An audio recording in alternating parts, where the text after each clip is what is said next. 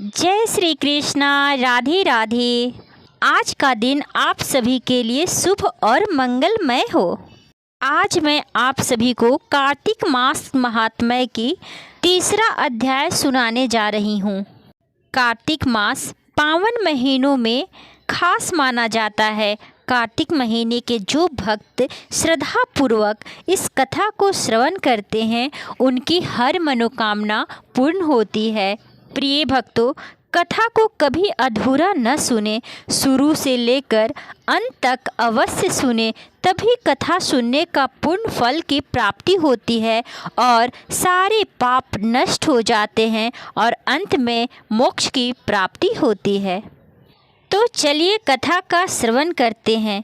भक्तों, कार्तिक मास की कथा के तीसरे अध्याय में सत्यभामा पूछती हैं कि प्रभु, कार्तिक मास को सभी मासों में श्रेष्ठ माना जाता है क्योंकि यह भगवान विष्णु के निद्रा से जगाने का समय होता है।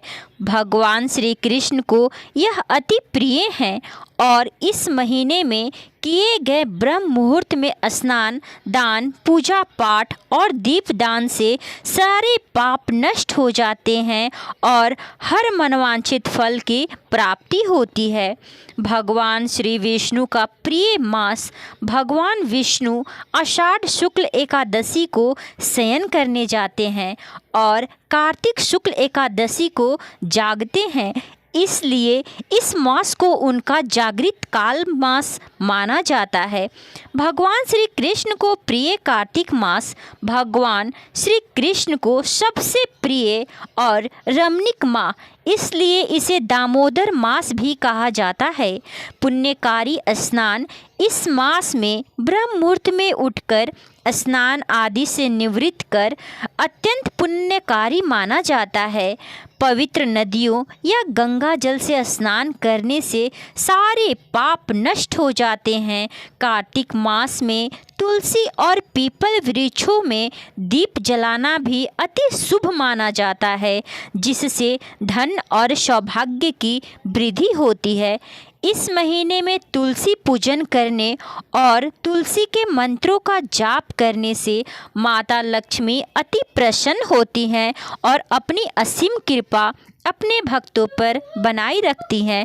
इसी माह के कार्तिक पूर्णिमा के दिन भगवान श्री शिव ने त्रिपुरासुर का वध किए थे, जिससे यह तिथि और भी महत्वपूर्ण और फलदायी मानी जाती है। शास्त्रों के अनुसार कार्तिक मास में किए जाने वाले नियम व्रत करने वाला मनुष्य जीवन मुक्त होकर भगवान का सानिध्य प्राप्त करता है, भगवान के साथ रहता है। कार्तिक महीना चल रहा है। इस महीने में कथा पढ़ने या सुनने का विशेष महत्व माना जाता है। जो भक्त इस कथा का श्रवण करते हैं उनके सारे पाप नष्ट हो जाते हैं। जैसे दीपदान से अंधकार दूर हो जाती है और इससे घर में शांति आती है, सकारात्मक शक्तियों का वास होता है, नकारात्मक शक्तियां घर से दूर जाती है और घर खुशियों से भर जाती है। कथा के समय कीर्तन और भजन करने से देवी देवता और पितृ भी अत्यंत प्रसन्न होते हैं और सारी मनोकामना पूर्ण होती है। आज हम सभी मिलकर कार्तिक मास के तीसरे अध्याय का श्रवण करेंगे। सबसे पहले सुनते हैं भगवान श्री गणेश की कहानी। एक बुढ़िया माई रोज मिट्टी के गणेश जी की पूरे विधि विधान के साथ पूजा अर्चना करती थी, लेकिन वह रोज गणेश जी की प्रतिमा बनाती और वह रोज ही गल जाता था। उस बुढ़िया के घर के सामने किसी एक सेठ जी का मकान बन रहा था। बुढ़िया ने मकान बनाने वाले मिस्त्री से बोला कि वह उसे एक पत्थर के गणेश जी की मूर्ति बना दे। मकान बनाने वाले कारीगर ने बुढ़िया माई को बोला कि जितनी देर में हम तुम्हारे लिए गणेश जी की मूर्ति बनाएंगे उतनी देर में हम अपनी दीवार पूरी कर लेंगे। बुढ़िया यह सुनकर बहुत उदास हो गई और चिंतित भी हो गई और गुस्से में बोली कि राम करे कि तुम्हारी दीवार टेढ़ी हो जाए। यह कहकर बुढ़िया घर की तरफ वापस चली गई। अब दीवार को पूरा करते करते शाम हो गई, लेकिन दीवार पूरी न हो सकी। वह कितना भी प्रयत्न करता लेकिन वह दीवार नहीं बना पाता। जितनी बार मिस्त्री दीवार बनाने का प्रयास करता उतनी बार दीवार टेढ़ी हो जाती थी। शाम को जब सेठ जी आए तो उन्होंने कहा कि आज कुछ काम नहीं किया। तब मकान बनाने वाले एक कारीगर ने कहा कि एक बुढ़िया आई थी। वह कह रही थी कि मुझे पत्थर का गणेश जी बनाकर दे दो। हमने नहीं बना दिया और उसे मना कर दिया। तब उसने क्रोधवश उसने श्राप दिया कि जब भी तुम दीवार बनाओगे तो तुमसे सीधी नहीं बनेगी, हर बार टेढ़ी ही बनेगी। और मैं तभी से प्रयत्न कर रहा हूँ, सुबह से लेकर शाम होने चला और अभी तक मेरी दीवार सीधी नहीं बनी। तब सेठ जी उस बुढ़िया के घर गए और उसने कहा कि तुम हमारी दीवार सीधी कर दो, हम तुम्हें सोने के गणेश जी बनाकर दे देंगे। सेठ ने बुढ़िया को सोने के गणेश जी बनाकर दे दी। उसी समय ही सेठ जी का दीवार तुरंत सीधी हो गई। यह देखकर बुढ़िया ने गणेश जी से प्रार्थना करते हुए कहा कि जैसे सेठ जी का दीवार सीधी की वैसे ही सबकी जीवन की दीवार सीधी कर दो। कभी भी किसी के ज़िंदगी में परेशानियां नहीं आए, कभी कष्ट न आए और हर मनोकामना शीघ्र ही पूर्ण करो। प्रेम से बोलिए गणेश भगवान की जय, गणपति बप्पा की जय, गणपति बप्पा मोरया, मंगल मूर्ति मोरया। प्रिय भक्तों, अब चलिए कार्तिक मास का तीसरा अध्याय की अगली कथा सुनते हैं। सत्यभामा ने कहा, हे प्रभु, आप तो सभी काल में व्यापक हैं, सभी काल आपके आगे सम्मान करते हैं। फिर यह कार्तिक मास ही सभी मासों में श्रेष्ठ क्यों माना जाता है? क्यों इसमें इतनी पूजा अर्चना की जाती है? क्यों कहा जाता है कि कार्तिक मास में स्नान और दान्य पुण्य दीपक आदि जलाने से सारे पाप नष्ट हो जाते हैं? आप सब तिथियों में एकादशी और सभी मासों में कार्तिक मास को ही अपना प्रिय मास क्यों कहते हैं? कृपया करके मुझे इसका कारण बताइए। भगवान श्री कृष्ण ने कहा, हे भामिनी, तुमने बहुत अच्छा प्रश्न किया है, मैं तुम्हें इसका उत्तर अवश्य दूंगा, ध्यानपूर्वक सुनो। इसी प्रकार एक बार महाराज बेन के पुत्र राजा पृथु ने प्रश्न किए और देवर्षि नारद से प्रश्न किए थे, और जिसका उत्तर देते हुए नारद जी ने उसे कार्तिक मास की महिमा बताते हुए कहा, हे राजन, एक समय शंख नामक एक राक्षस बहुत बलवान, शक्तिशाली एवं अत्याचारी दुराचारी हो गया था। उसके अत्याचारों से तीनों लोकों में त्राही त्राही मच गई थी। चारों तरफ हाहाकार मच गया था। वह लोगों को बहुत सताने लगा। उस शंखासुर ने स्वर्ग में निवास करने वाले देवताओं पर विजय प्राप्त कर इंद्र आदि देवताओं एवं लोकपालों के अधिकारों को भी छीन लिया था। उससे भयभीत होकर समस्त देवतागण अपने परिवार के सदस्यों के साथ सुमेरु पर्वत की गुफाओं में बहुत दिनों तक छिपे रहे और तत्पश्चात वे निश्चिंत होकर सुमेरु पर्वत की गुफाओं में ही रहने लगे। उसके डर से, राक्षस के आतंक से वह सुमेरु पर्वत को ही अपना निवास बना लिए। जब शंखासुर को इस बात का पता चला कि देवता आनंद पूर्वक सुमेरु पर्वत की गुफाओं में निवास कर रहे हैं, तो उसने सोचा कि ऐसी कोई दिव्य शक्ति अवश्य है जिसके प्रभाव से अधिकारहीन यह देवता अभी भी बलवान है। और वह बहुत क्रोधित हुआ और सोचते सोचते वह इस निर्णय पर पहुंचा कि वेद मंत्रों के बल के कारण ही देवता बलवान हो रहे हैं, शक्तिवान हो रहे हैं। यदि इनसे वेद छीन लिए जाएं तो वे बलहीन हो जाएंगे, शक्तिहीन हो जाएंगे। ऐसा विचार कर शंखासुर ब्रह्मा जी के सत्यलोक से शीघ्र ही वेदों को हर लिया, चुरा लिया।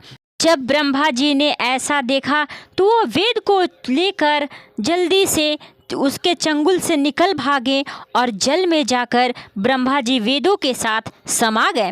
शंखासुर ने वेद मंत्रों तथा बीज मंत्रों को ढूंढते हुए सागर में भी प्रवेश कर गया, परंतु न ही उसको वेद मंत्र मिले और न ही उसे बीज मंत्र मिले। जब शंखासुर सागर से निराश होकर वापस लौटने लगा तो उस समय ब्रह्मा जी पूजा की सामग्री लेकर सभी देवताओं के साथ भगवान विष्णु की शरण में पहुंच गए और भगवान श्री विष्णु गहरी नींद में सो रहे थे। निद्रा से जगाने के लिए गाने बजाने लगे, धूम गंध आदि से बारंबार उनकी पूजा अर्चना करने लगे और ढोल नगाड़े बजा बजा कर भगवान श्री विष्णु को जगाने लगे। धूप दीप नैवेद्य आदि उन्हें अर्पित किए जाने लगे, पर भगवान विष्णु की निद्रा नहीं टूटी। वह बहुत ही गहरी नींद में सो रहे थे। तब बहुत जोरों जोरों से ढोल मंदिरे तबला ताशा इत्यादि बजाने लगे। तब भगवान विष्णु की निद्रा टूटी और देवताओं सहित ब्रह्मा जी को अपनी पूजन करते हुए देखकर बहुत प्रसन्न हुए और इसके साथ ही साथ कहने लगे, आप लोगों के इस कीर्तन और मंगलाचरण से मैं बहुत प्रसन्न हूँ। आप अपना अभीष्ट वरदान मांगिए, मैं अवश्य प्रदान करूँगा। जो मनुष्य आश्विन शुक्ल की एकादशी से देवोत्थान तक यानी कि देवोत्थान के एकादशी तक ब्रह्म मुहूर्त में उठकर स्नान कर मेरी पूजा करेंगे, उन्हें तुम्हारी ही भांति मेरे प्रसन्न होने के कारण सुख की प्राप्ति होगी। आप लोग जो अर्घ्य, आचमन और जल आदि सामग्री मेरे लिए लाए हैं वे अनंत गुणों वाली होकर आपका कल्याण करेगी। शंखासुर द्वारा हरे गए संपूर्ण वेद जल में स्थित हैं। मैं सागर पुत्र शंखासुर का वध करके उन वेदों को भी अभी लाए देता हूँ। आज से मंत्र बीज और वेदों सहित मैं प्रतिवर्ष कार्तिक मास में जल में विश्राम किया करूँगा। अब मैं मत्स्य का रूप धारण करके जल में जाता हूँ। तुम सब देवता भी मुनीश्वरों सहित मेरे साथ जल में आओ। इस कार्तिक मास में श्रेष्ठ मनुष्य प्रातःकाल स्नान करते हैं, यज्ञ के अभृत स्नान द्वारा भली भांति नहा लेते हैं। हे देवेंद्र, कार्तिक मास में व्रत करने वालों को सब प्रकार के धन, पुत्र पुत्री, धन संपत्ति आदि देते रहना और उनकी सभी आपत्तियों से रक्षा करना।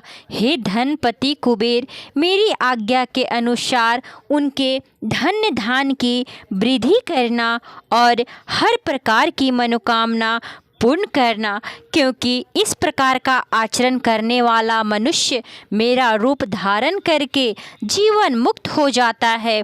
जो मनुष्य जन्म से लेकर मृत्यु पर्यंत विधि पूर्वक इस उत्तम व्रत को करता है वह आप लोगों का भी पूजनीय है। कार्तिक शुक्ल पक्ष की एकादशी तिथि को तुम लोगों ने मुझे जगाया है, इसलिए यह तिथि मेरे लिए अत्यंत प्रीतिदायिनी और माननीय है। हे देवतागण, यह दोनों व्रत नियम पूर्वक करने से मनुष्य मेरा सानिध्य प्राप्त कर लेता है, मेरे साथ रहता है। इन व्रतों को करने से जो फल मिलता है वह अन्य किसी व्रत से नहीं मिलता।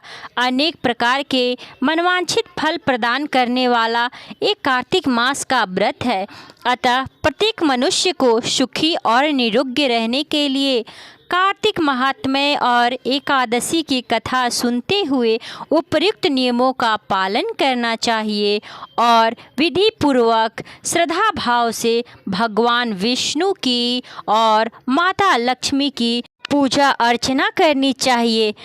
प्रत्येक दिन माता तुलसी के दलों में जल से सींचना चाहिए। शाम के समय घी का दीपक जलाकर पूजा अर्चना करनी चाहिए।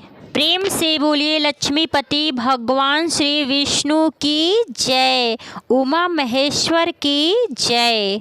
प्रिय भक्तों, अब हम लोग अगला कहानी कार्तिक स्नान की कहानी, बुढ़िया माई की कहानी सुनेंगे। तो चलिए प्रेम से बोले भगवान विष्णु की जय, उमापति महेश्वर की जय।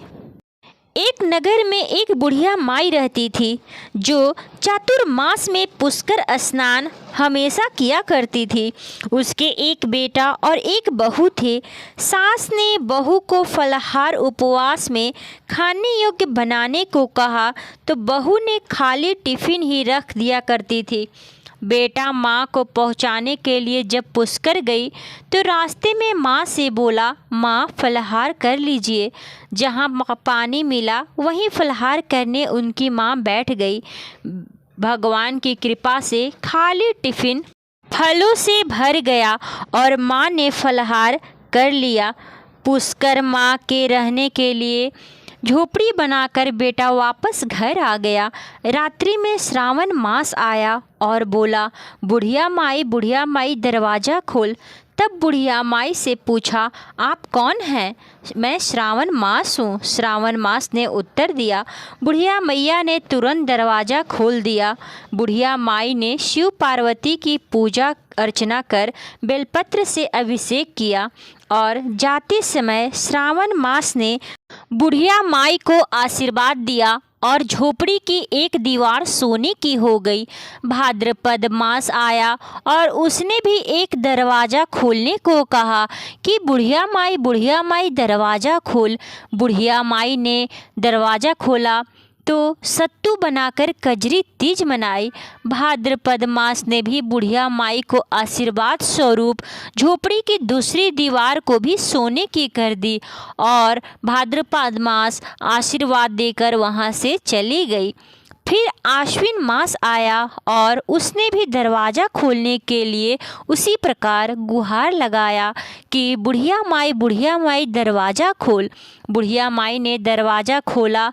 पितरों का तर्पण कर ब्राह्मण को भोज कराकर श्राद्ध किया। नवरात्रि में माँ दुर्गा को अखंड ज्योति जलाकर प्रसन्न किया। सत्य की विजयी दिवस के रूप में बुराई का अंत की खुशी में दशहरा मनाई। आश्विन मास ने जाते जाते बहुत प्रसन्न होकर तीसरी दीवार भी झोपड़ी की बहुमूल्य रत्नों से जड़ित कर दी और बुढ़िया माई को सदैव प्रसन्न रहने का आशीर्वाद प्रदान किया। इन सब के बाद कार्तिक मास आया। उसने भी दरवाज़ा खोलने के लिए बुढ़िया माई से गुहार लगाई। बुढ़िया माई ने दरवाज़ा खोला।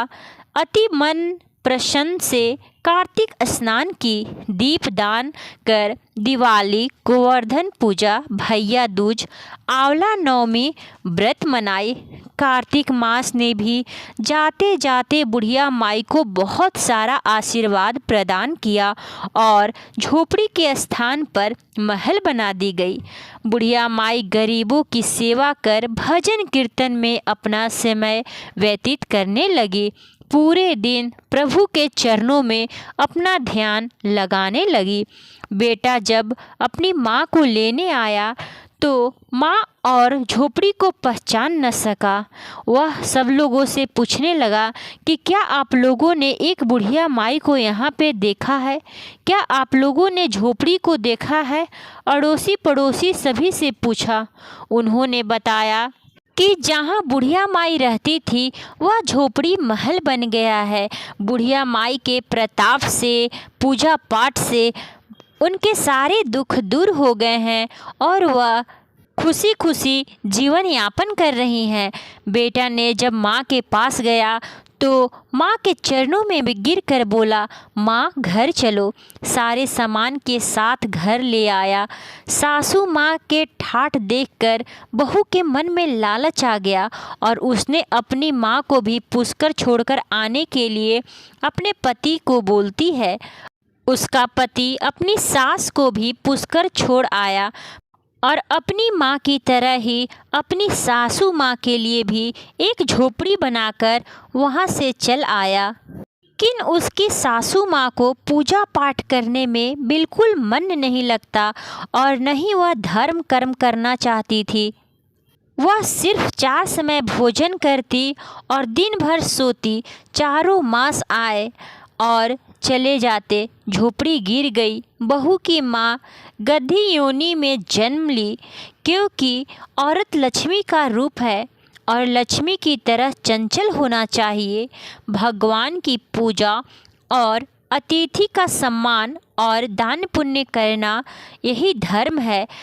परंतु बहू की माँ ने कोई धर्म कर्म नहीं किए और जब बहू ने अपने पति को बोला कि जाओ माँ को लेकर आओ, जब जमाई सास को लेने गया तो कहीं नहीं मिली। लोगों से पूछने पर लोगों ने बताया कि तेरी सास धर्म कर्म कुछ नहीं करती थी, सिर्फ 4 समय खाना खाती थी और सोती रहती थी, जिससे वह गधी योनि बन गई।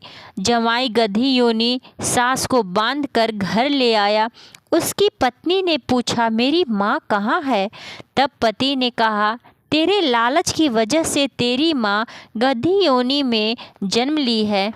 फिर बड़े बड़े विद्वानों, ब्राह्मण, ऋषि मुनियों से पूछने पर उन्होंने बताया कि तेरी सास के स्नान किए पानी के से स्नान करने पर उसे मनुष्य योनि मिलेगी।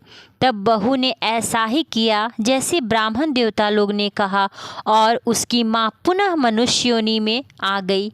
हे राधा, दामोदर भगवान जैसा बुढ़िया माई को दिया वैसा सबको देना।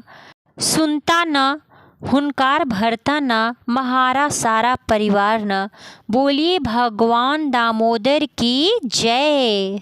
भगवान श्री विष्णु की जय। माता श्री लक्ष्मी की जय।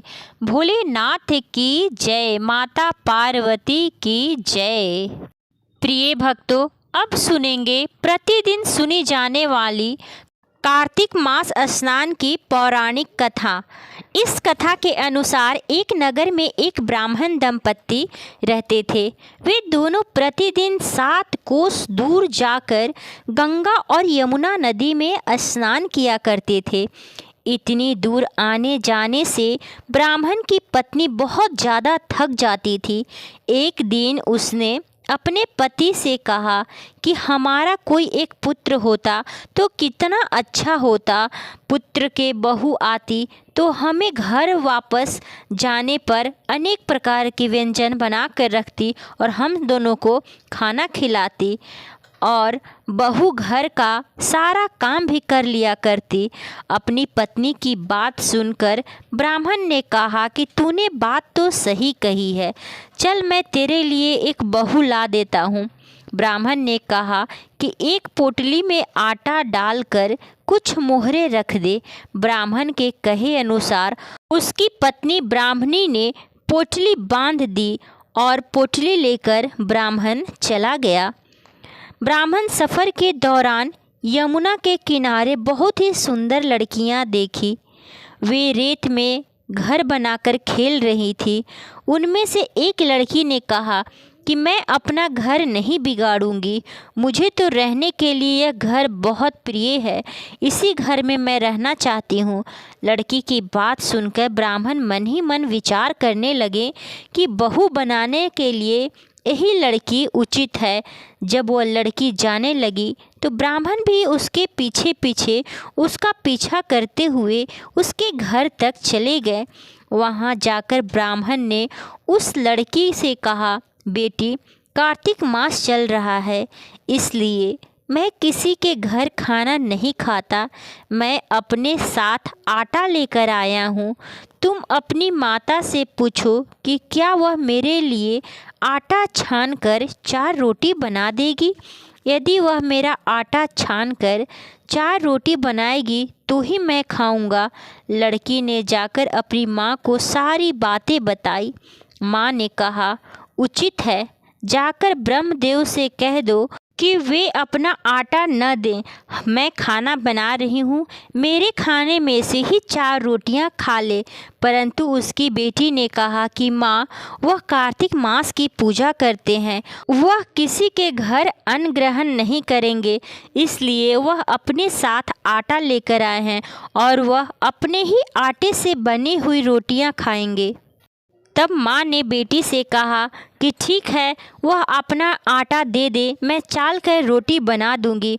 जब वह आटा छानने के लिए आटा निकाली तो उसमें से मोहरें निकलने लगी। वह सोचने लगी कि जिस के आटे में इतनी सारी मोहरें हैं, उसके घर में कितनी सारी मोहरें होंगी। उसे लालच आ गई। जब ब्राह्मण खाना खाने बैठा तो लड़की की माँ ने उस ब्राह्मण से पूछा, क्या आपका कोई लड़का है और क्या आप उसके लड़के की सगाई करने जा रहे हो? यह सुनकर ब्राह्मण ने कहा कि मेरा एक लड़का तो है, काशी में पढ़ने गया है, लेकिन यदि तुम कहो तो खाट कटोरे से विवाह करके तेरी बेटी को अपने साथ ले जाऊं। लड़की की माँ ने कहा, ठीक है ब्रह्मदेव। इस पर लड़की की माँ ने लड़की की खाट कटोरे से शादी करके ब्राह्मण के साथ भेज दी। ब्राह्मण ने घर आकर कहा, रामू की माँ, दरवाज़ा खोलकर देख, मैं तेरे लिए बहू लेकर आया हूँ। ब्राह्मण की पत्नी भीतर से ही बोली, हमारे तो कोई बेटा बेटी नहीं है, तो बहू कहाँ से आएगी? दुनिया ताने मारती है, अब आप भी मारने लगे। ब्राह्मण ने कहा, तू दरवाज़ा खोल कर तो देख। जब ब्राह्मणी ने दरवाज़ा खोला तो सामने बहू को खड़ी देखा। उसने बहू का स्वागत किया और आदर सत्कार के साथ घर के अंदर ले गई, गृह प्रवेश करवाई। अब जब ब्राह्मण अपनी पत्नी के साथ नदी स्नान करने जाता तो पीछे से बहू घर का सारा काम कार्य कर लिया करती थी और साथ ही साथ खाना बनाकर भी सास ससुर के लिए रखती थी। वह उनके कपड़े धोती थी, पैर दबाती थी। इस तरह से बहुत दिन बीत गए। ब्राह्मणी ने अपनी बहू से कहा कि बहू, कभी भी चूल्हे की आग मत बुझने देना और मटके का पानी खत्म मत होने देना। परंतु एक दिन चूल्हे की आग बुझ गई। यह देखकर बहू बहुत ज़्यादा घबरा गई कि सास ने कहा था कि कभी चूल्हे की आग बुझने मत देना, और यह तो आग बुझ गई। वह चिंतित हो गई और भागी भागी अपनी पड़ोसन के पास पहुंच गई और कहा कि मेरे चूल्हे की आग बुझ गई है, मुझे थोड़ी सी आग दे दीजिए। मेरे सास ससुर सुबह 5 बजे से गए हुए हैं, वह बहुत ज़्यादा थक कर घर आएंगे, इसलिए मुझे उनके लिए खाना बनाना है। यह सुनकर पड़ोसन ने कहा कि तू बावली है, तुझे यह दोनों मिलकर पागल बना रहे हैं, तुमसे झूठ बोल रहे हैं। इनके कोई पुत्र नहीं है, ये तो निसंतान है, न इनके कोई पुत्र हैं और न ही कोई इनके पुत्री। बहू ने कहा, नहीं ऐसा मत बोलो, इनका बेटा तो है जो बनारस काशी में पढ़ने गया है। इस पड़ोसन ने कहा कि यह तुमसे झूठ बोलकर तुझको लाए हैं, मेरी बात सच मान, इनके कोई बेटा नहीं है। अब बहू पड़ोसन की बातों में आ गई और कहने लगी कि अब आप ही बताओ कि मुझे क्या करना चाहिए। पड़ोसन ने कहा कि क्या करना है, जब तुम्हारे सास ससुर आए तो जली हुई रोटियां बनाकर दे देना और बिना नमक की दाल बनाकर दे देना। खीर की कलछी दाल में और दाल की कलछी खीर में डाल देना। पड़ोसन ने उसे अच्छे से सिखा पढ़ा दिया। फिर जब उसके सास ससुर घर आए तो उसने न तो उनका आदर सत्कार किया और न ही कपड़े धोए। जब उसने सास ससुर को खाना दिया तो सास बोली, बहू आज ये रोटियां इतनी जली क्यों है और दाल में अलूनी है। तब बहू ने पलट कर कहा कि एक दिन ऐसा खाना खा ही लोगे तो क्या बिगड़ जाएगा। सास ससुर को खरी खोटी सुनाकर वह फिर से पड़ोसन के पास चली गई और बोली कि अब आगे क्या करना है। पड़ोसन ने कहा कि अब तुम 7 कोठों की चाबी मांग लेना। अगले दिन जब स्नान करने के लिए जाने लगी तो बहू अड़ गई कि मुझे तो 7 कोठों की चाबी चाहिए। तब ससुर ने कहा कि इसे चाबी दे दो। तब सास ने बहू को चाबी दे दी। सास बहू दोनों में मनमुटाव होने लगा। सास ससुर के जाने के बाद जब बहू ने दरवाजे खोले तो देखा कि किसी में अन्न भरा है तो किसी में धन भरा है, किसी कोठे बर्तन से भरे पड़े हैं।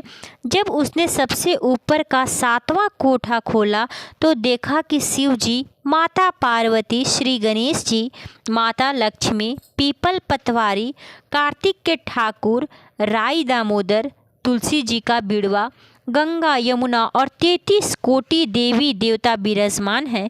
वहीं पर एक लड़का चंदन की चौकी पर बैठा माला का जाप कर रहा था। यह देखकर उसने लड़के से पूछा कि तुम कौन हो? तब लड़का बोला कि मैं तेरा पति हूँ, अभी दरवाज़ा बंद कर दे, जब मेरे माता पिता आएंगे तब दरवाज़ा खोलना। यह सब देखकर बहू बहुत खुश हुई और 16 श्रृंगार कर सुंदर वस्त्र धारण करके अपने सास ससुर का इंतजार करने लगी। उसने अपने सास ससुर के लिए अच्छे अच्छे पकवान बनाए। जब उसके सास ससुर घर आए तो उसने उनका बहुत ज़्यादा आदर सत्कार किया और प्रेम पूर्वक खाना खिलाया। हाथ पैर दबाने लगी और पैर दबाते दबाते बहू ने कहा कि माँ जी, आप इतनी दूर गंगा यमुना स्नान करने के लिए क्यों जाती हैं? आप थक जाती होंगी, इसलिए आप घर पर ही स्नान क्यों नहीं किया कर लेती? यह सुनकर सास कहने लगी कि बेटी, गंगा यमुना घर पर तो नहीं बहती है। तब उसने कहा, हाँ माँ जी, बहती है, चलो मैं आपको दिखाती हूँ। जब बहू ने 7वां कोठा खोलकर दिखाया तो उसमें शिव जी, माता पार्वती जी, श्री गणेश जी, माता लक्ष्मी, पीपल पतवारी, कार्तिक के ठाकुर, राई दामोदर, तुलसी जी का बिड़वा और 33 कोटि देवी देवता के साथ गंगा यमुना बह रही थी। वहीं चौकी पर बैठा एक लड़का माला का जाप कर रहा था। माँ ने उसे देखकर कहा, बेटा तू कौन है? लड़का बोला, माँ मैं तेरा बेटा हूँ। अब ब्राह्मणी ने पूछा कि तू कहाँ से आया है? लड़के ने जवाब दिया, मुझे कार्तिक देव ने भेजा है। माँ ने कहा, बेटा यह संसार कैसे मानेगा कि तू मेरा बेटा है? माँ ने कुछ विद्वान पंडितों से मदद मांगी। पंडितों ने कहा, इस पर बहू बेटा खड़े हो जाएं और उस पार माँ खड़ी हो जाए। माँ ने चमड़ी की अंगड़ियाँ पहनी हो और छाती में दूध की धार निकलकर बेटे की दाढ़ी मूछ भींगे और पवन पानी से गठजोड़ा बंधे, तब मानेंगे कि इस माँ का बेटा ही है। उसने ऐसा ही किया। चमड़े की अंगियाँ फट गई और छाती से दूध की धार निकलकर बेटे की दाढ़ी मूछ भींग गई। पवन पानी से बहू बेटे का गठजोड़ बंध गया। यह सब देखकर ब्राह्मण और उसकी पत्नी खुशी के मारे फूले न समाये। तो यह थी कार्तिक मास की कथा। हे 33 कोटि देवी देवता, जिस प्रकार आपने कार्तिक माह के पावन महीनों में बुढ़िया मैया के ऊपर कृपा दृष्टि बरसाई, ठीक उसी प्रकार जो इस कथा को श्रवण करते हों या पढ़ते हों, उनकी हर मनोकामना पूर्ण करें, हर इच्छाएं पूर्ण करें और अपनी असीम कृपा दृष्टि उन सारे भक्तों पर बनाए रखें। प्रेम से बोलिए भगवान विष्णु की जय, माता लक्ष्मी की जय, शिव शंकर भोलेनाथ की जय, माता पार्वती की जय, गंगा यमुना मैया की जय, 33 कोटि देवी देवताओं की जय। अब सुनते हैं तुलसी चालीसा। जय जय तुलसी भगवती सत्यवती सुखदानी, नमो नमो हरि प्रियसी श्री वृंदावन गुणगानी। श्री हरि शीस विरजिनी देहु अमरवर अम्ब, जनहित है वृंदावनी अब न करहूँ विलम्ब। धन्य धन्य श्री तुलसी माता, महिमा अगम सदा श्रुति गाता। हरि के प्राण हूँ से तुम प्यारी, हरि ही के तू किन्हो तप भारी। जब प्रसन्न है दर्शन दिन हो, तब करे जोरी विनय उसे किन्हो। हे भगवंत कंत मम हो, दीन जानी जनि छाड़ा हूँ छोहूँ।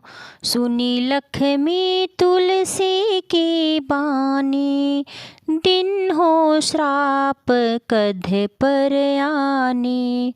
उस अयोग्य वर मांगन, हो बिटप तुम जड़ तनु धारी। सुनी तुलसी ही श्रपयो तेहि ठामा, करहूँ वास तुहूँ निचन धामा। दियो वचन हरि तब तत्काला, सुनहूँ सुमुखी जनि होहूँ बिहाला। समय पाई वहुरो पाती तोरा, पूजी हो आस बचन सत्य मोरा। तब गोकुल मह गोप सुदामा, तासु भई तुलसी तू बामा। कृष्ण रास लीला के माही, राधे सकियो प्रेम लखी नाही। दियो श्राप तुलसी तत्काला, नर लोक ही तुम जन्महु बाला। यो गोप वह दानव राजा, शंख चूड़ नामक सिर ताजा। तुलसी भई तासु की नारी, परम सती गुण रूप अगारी। अस द्वे कल्प बीत जब गयऊँ, कल्प तृतीय जन्म तब भयऊँ। वृंदा नाम भयो तुलसी को, असुर जलंधर नाम पति को। करी अति द्वंद अतुल बल धामा, किन्हा शंकर असे संग्रामा। जब निज सैन्य सहित शिव हारे, मन ही न तब हरि ही पुकारे। पतिव्रता वृंदा थी नारी, को न सके पीति ही संहारी। जब जलंधर ही भेष बनाई, वृंदा ढिग हरि पहुँचयो जाई। शिव हित लही करी कपट प्रसंगा, कियो सतीत्व धर्म तो ही भंगा। भयो जलंधर कर संहारा, सुनि उर शोक उपारा।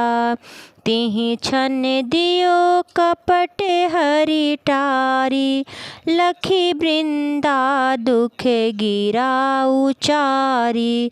जलंधर जस हत्यो अभिता, सोई रावण तस धरि ही सीता।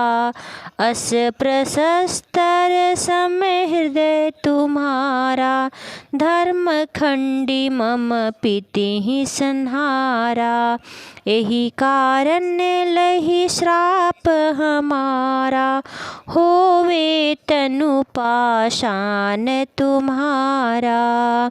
सुनी हरि तुरही बचन उचारे, दियो श्राप बिना विचारे।